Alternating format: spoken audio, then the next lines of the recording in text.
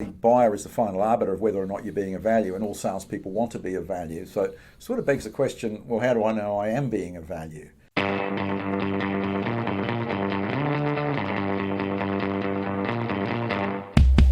Welcome back, everybody. Delighted to have you with us. Patrick Bacoussis. Hello, Patrick. Hi, John. Hey, you have a thing called the Don technique, and I'm interested to learn what that's about. But it's to do with the fact that salespeople need to understand that they are providing value. How do they determine if they're providing value through the conversation, through the sales process?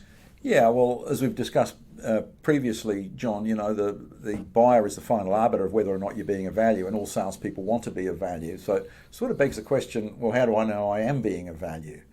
And the Don technique I just named it after a guy. Don was his name, a sales guy I worked with once who had that particular challenge. He had a customer that he'd been dealing with for many years, had a really good relationship with them, and he was in fast-moving consumables. Mm-hmm. And he noticed that the order values were diminishing, and so he thought he was getting leakage, as they say in the trade, that the buyer was potentially buying from somewhere else and hadn't told him. And he didn't know how to have the conversation. He didn't know how to sort of get this on the table to understand that. And so we sort of workshopped and practiced an approach, which that Don went and used. And the approach was, he sort of turned around to the buyer and said, John, he said, it's really important to me that I'm of value to you. I really want to be of exceptional value, and I'm not sure I always am. And at that point, the buyer actually chimed in and said to him, well, I'm glad you raised that, Don. And then they had the conversation they needed to have. He wasn't It was funny when Don was telling me about it afterwards. He said, I didn't get to finish. He said, I said, but Don, that's what you wanted to have happen, right? You wanted to get the conversation on the table. And so I guess the answer to the question is ask the buyer, you can say, look, and even pre-sale, they're not already a customer, so, it's really important that I'm of value to you, and frankly, you're the best judge of that. And so what is it you'd value right now? Or you could, depending on the circumstance or the situation, how could I be of better value? Whatever. Ask. It's the only way to really know, I guess. Basically, what you're saying is we talked before about the fact that every salesperson or the salesperson has the most influence over the success of doing business, and therefore they have to know that they are being valued through the process. Yes. And so you're just saying simply ask. Yeah, because the irony is most salespeople are in the business of convincing buyers how much value they are, which is, it's a bit like telling someone, look, I'm really beautiful. You just can't see it. Can't you see that I'm beautiful?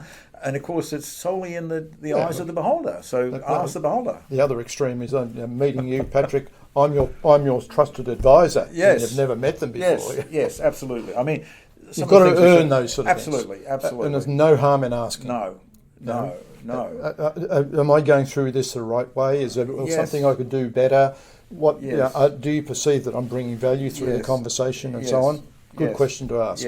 Yeah. Just keep getting that feedback from the buyer. Just ask. Okay, good message there.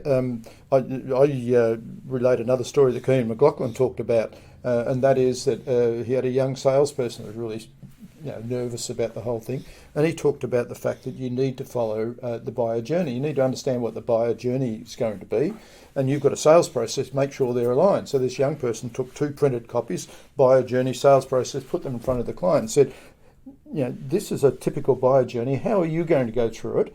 And he got that feedback. Well, this is our sales process. If I followed this and aligned it this way, would that make sense to you? And immediately had credibility from the customer. They knew how they were going to conduct the conversations and the process they were going to follow and the timing of that and so on. Yeah. It's just being open, transparent and honest, isn't it? Yeah, it's a great example. Well, that's an interesting thing. You see that right there we talk about sales cycle, which immediately sort of suggests that we're taking the buyer on this cycle. Well, that's a bit incongruous, the use of the buyer journey, as Kean mentioned, is a far better expression that we're here to enable their journey and enable them to sort of end up where they want to end up. Absolutely. But if we take the efficient sales process that we have and understand what the buyer journey is and know how they're going to complement each other, nothing wrong with that. We still have our sales process.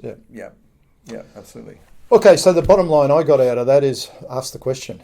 It is really important that you I was going to use the word differentiate, which is different to what we talked about last time, but you create value through the process for the buyer, and they get value out of the conversations you're having.